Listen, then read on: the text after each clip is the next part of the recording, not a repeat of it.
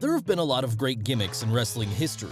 Just look at The Undertaker, Sting, or The Rock for evidence of this. And of course, with the good comes the bad too, as there have also been some pretty terrible characters out there, like the Shockmaster, the Gobbledy Gooker, or Retribution, just to name a few. So it only makes sense then that you'd want to take these bad gimmicks and turn them into good ones by changing them up, a process which has found much success over the years. But what happens when the gimmick change fails, either because the original one was fine as it was, or because the new one was simply worse? Well, that's exactly what we're going to be looking at today.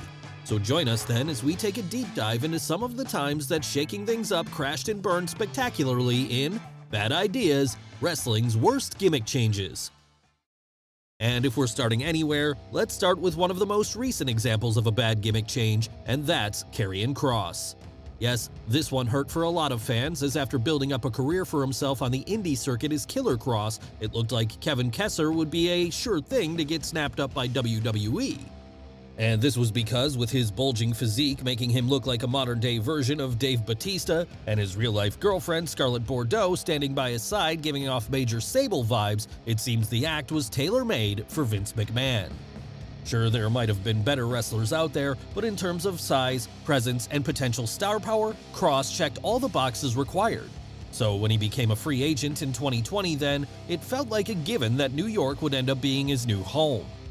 And when this eventually came to pass a few months later, most expected a quick run down in NXT for him, all before he was fast-tracked up to a main event position on the main roster from there. And this is exactly how things went, at least initially, as after debuting on the April 8th episode of the Black and Gold brand that year to an absolutely killer entrance, Kross, who was now going by the name Karrion Kross, would start mowing through everyone in his path, eventually booking himself a shot at Keith Lee's NXT World title, during which bout he would pin the champion to stand tall as the undisputed king of the brand for the first time. Unfortunately though, things would begin to falter here, as after suffering a separated shoulder during the aforementioned match, the new champion would be forced to vacate the belt. That said, still seeing something in him, Triple H would book Kross to regain the title upon his return from injury just a few months later, seemingly showing the confidence the office had in him as a top guy. So it had to be a sure thing then that he would be a success when, on the June 19th, 2021 episode of Raw, he'd finally get his call up to the main roster. Well, that's where you'd be wrong in this assumption, because, in one of the most baffling booking decisions Vince McMahon has made in recent memory, he would have Kross, who was then still the NXT champion, show up to have a match with Jeff Hardy and lose, instantly pegging him and the entire NXT brand as something lesser. And to make matters worse, the very things that had made the newcomer's gimmick work so well, the entrance and the valet in the form of Scarlett Bordeaux, had been taken away from him too, leaving him with nothing to get himself over with. But that wouldn't be the end of the misery, as, in the weeks that followed, Kross would debut a new look that saw him resemble a demolition reject, killing any credibility he had left in the process. Soon after that, both he and Bordeaux would be released from their contracts, making everyone wonder how in the hell Vince McMahon had managed to screw this one up so badly. But maybe they shouldn't have been surprised, because it wasn't like the boss hadn't delivered some truly awful gimmick changes in the past, such as in 2004 when he took Chavo Guerrero and repackaged him as Kerwin White.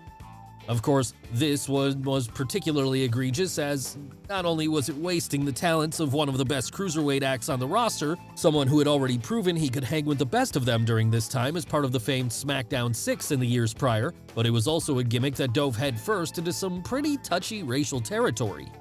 That's right, playing the role of a Latino who had abandoned his heritage in order to do things the correct Anglo-American way, Kerwin White, as he had then renamed himself, would start acting and dressing like a typical upper-middle-class American, complete with a personal golf caddy played by the future Dolph Ziggler.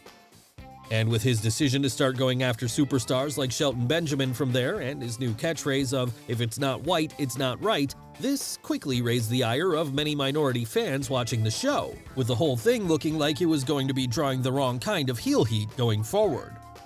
So in that sense, maybe it was a blessing in disguise then when, following the death of Eddie Guerrero in November of that year, the whole Kerwin White act would be dropped, as instead, Chavo returned to his old gimmick and got a chance to pay tribute to his uncle. Yes, this one could have ended up a lot worse than it did, so maybe we should be grateful for that at least? What we can't be grateful for, though, is a failed gimmick change that went on for far longer, with it eventually contributing towards the person in question leaving the company altogether, and that's Stardust. Now, Cody Rhodes has become a far bigger star in WWE upon his recent return at WrestleMania 38, but prior to that, his last run with the company had seen him fall to the role of comedy mid-card heel, despite his lineage as a member of the famous Rhodes family. It all started when, after the two had gone on something of a losing streak, Cody's brother Goldust would dissolve their team, telling his younger sibling then that he would need to forge his own path going forward. Not wanting to separate himself from his family, though, Cody would morph into his own version of Goldust instead, with this one being named Stardust, a reference to his dad's old private jet.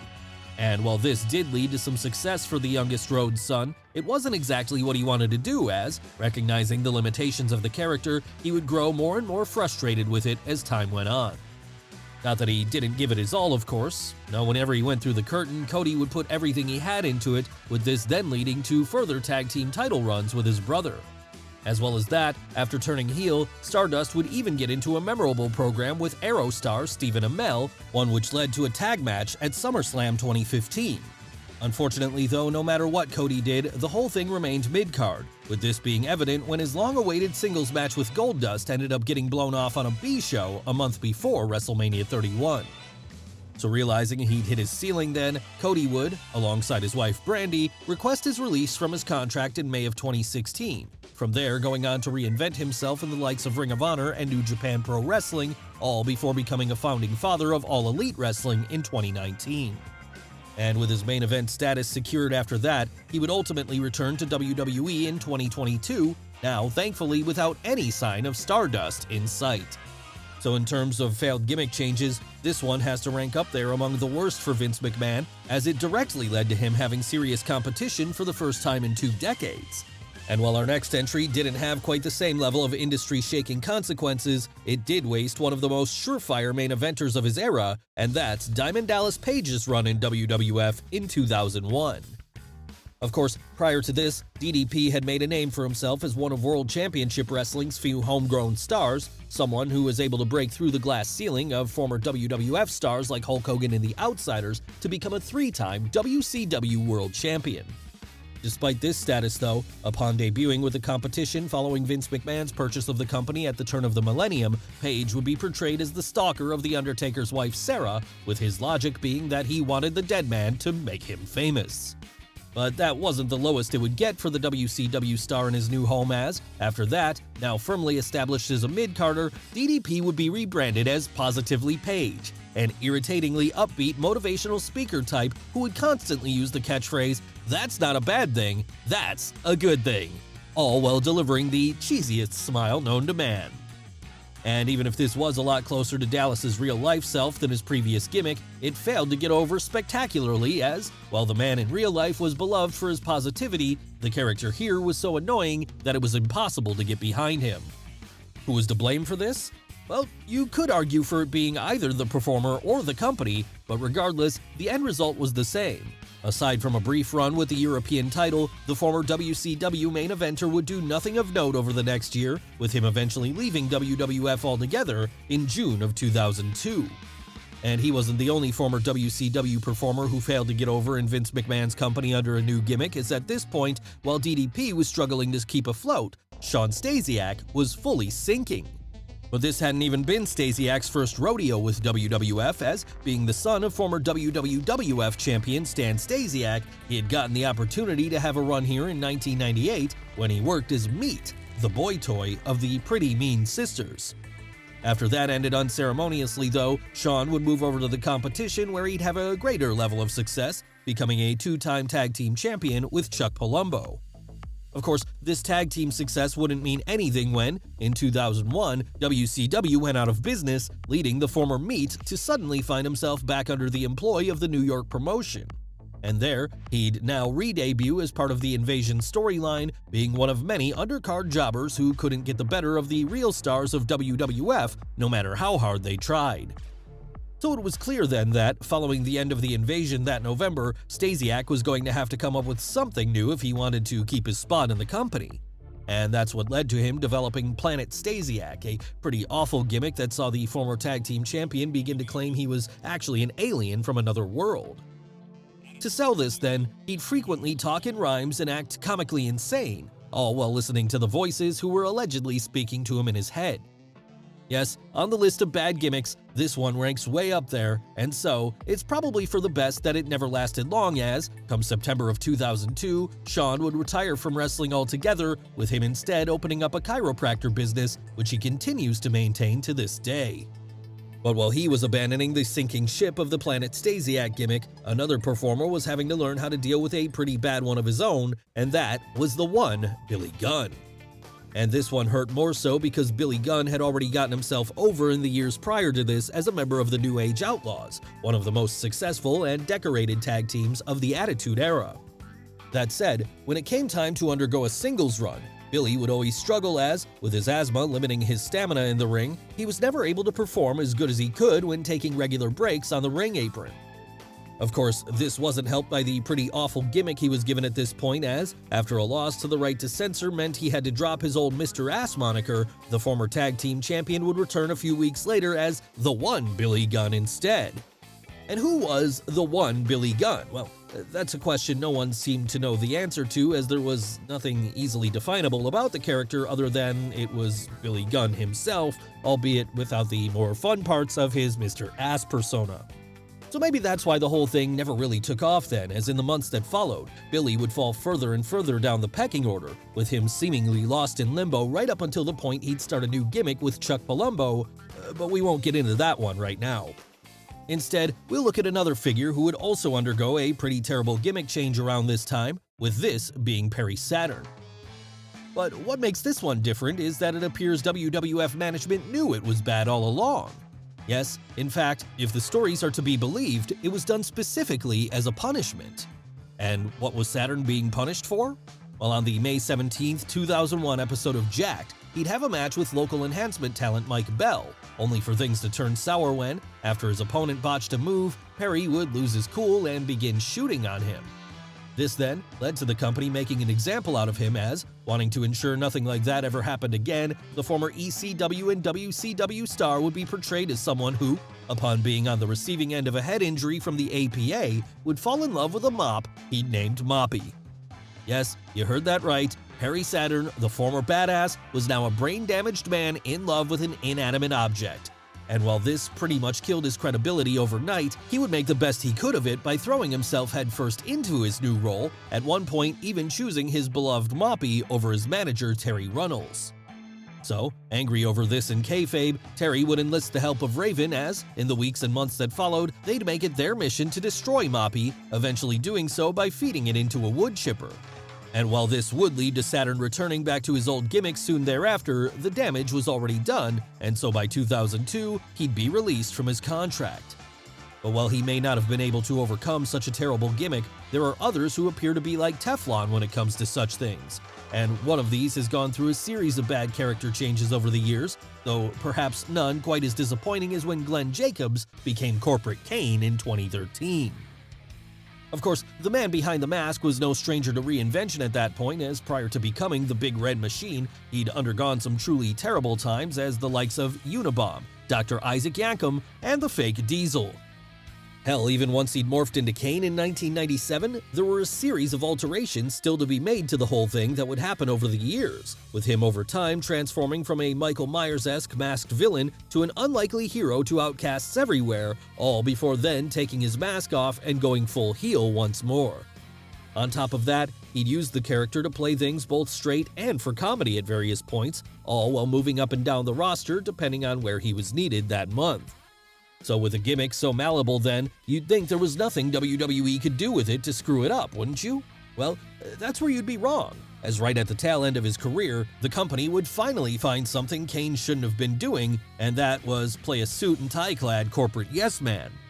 Yes, despite once being arguably the most terrifying villain wrestling had ever seen, someone who would mow through everybody in his path without prejudice and even get the better of the likes of Stone Cold Steve Austin and The Undertaker while they were still at their peak, come the mid-2010s, the Big Red Machine was being cast as Corporate KANE, the kayfabe director of operations for WWE, he'd become a lackey to the Authority, often doing their bidding by setting up matches, all while wearing his slacks whenever he chose to hit the ring for a match himself. Now, that said, the company did try to add some further intrigue when, after a few months of this, KANE would revert back to his old demonic self, albeit only temporarily. Yes, at that point, KANE began portraying something of a Jekyll and Hyde character, one who would oscillate between his corporate and demon selves depending on what segment of the show it was. And while this was slightly more interesting, it still wasn't great. So maybe it was for the best then that after losing a match to Seth Rollins at the October 25th, 2015 Hell in a Cell pay-per-view, the Big Red Machine would be fired from his management role, with this causing him to go back to his more popular incarnation full-time again. But of course, while it may not have been a home run of a gimmick change, in a way, this one did help to prepare people for the idea that Glenn Jacobs would be entering corporate life in a far bigger manner soon as, just 3 years after this, he'd be elected the mayor of Knox County, Tennessee, a role he still holds as of the time of this video's recording. When it comes to another bizarre gimmick change though, we can't say the same thing, as despite our best efforts at researching the matter, we've been unable to confirm whether or not VISCERA is indeed the world's largest love machine.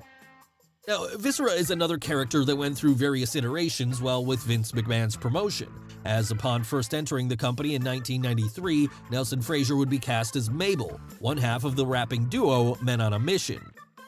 Once that whole thing ran its course though, the big man would change things up when, in 1999, he joined the Undertaker's Ministry of Darkness, from there being rechristened as VISCERA, one of the Dead Man's chief enforcers. That said, this wouldn't be a gimmick that had lasting potential as, when the ministry split later that year, VISCERA would find himself floating around without an anchor for a while, with all this leading to him eventually being released from his contract the following year. And that could have been very easily the end of his story in WWE then, were it not for someone's idea to bring him back in 2004 and give him the new character of the world's largest love machine, something that was obviously meant to be played for laughs. Was it funny though? Not really. Sure, there were some moments of the big man coming out in his best Hugh Hefner-style attire that got a giggle, but overall, it was a pretty dead-on-arrival gimmick, one which didn't last as long as, after a short-lived team-up with Val Venus and an attempt to make Lillian Garcia his wife, the whole thing would be quietly dropped when he turned heel again. But at least his next gimmick was better, right? Well, maybe we'll talk about Big Daddy V and his Hall of Fame-worthy bad ring attire another day. For now, what we will say is that, for as bad as VISCERA's Love Machine days were, it did at least give us the gif of him riding Matt Hardy in a very suspect manner right in the middle of the 2006 Royal Rumble. And that brings our video to an end then, because at this point, who else could we really include? Well, we suppose we could include who? Who's that, you say? Well, it's who. Yes, back in 1996, Jim the Anvil Neidhart, one half of the legendary Hart Foundation, was brought back to the company after a period of absence and recast in one of the most bizarre gimmicks of all time. And this would see him come to the ring wearing a mask, with no reference to his real identity being given as, instead, the announcers would only call him Who. Of course, this was basically just an excuse for Vince McMahon and Jerry Lawler to do a number of Abbott and Costello Who's On First style jokes, with that making this entire gimmick quite literally a one-trick pony. Thankfully then, it wouldn't last for long, as after making a few appearances on Superstars, the gimmick would be quietly dropped, with Neidhart returning again the following year to become a part of the reformed Hart Foundation stable. Yes, sometimes reinvention isn't the best thing for someone's career, and even if what they had before wasn't as good as it could have been, it has to be better than Karrion Kross was on Raw. Well guys, what did you think of the video? Let us know in the comments below. Don't forget to smash the like button, subscribe to the channel, as well as follow Wrestle with Andy on Instagram and Twitter.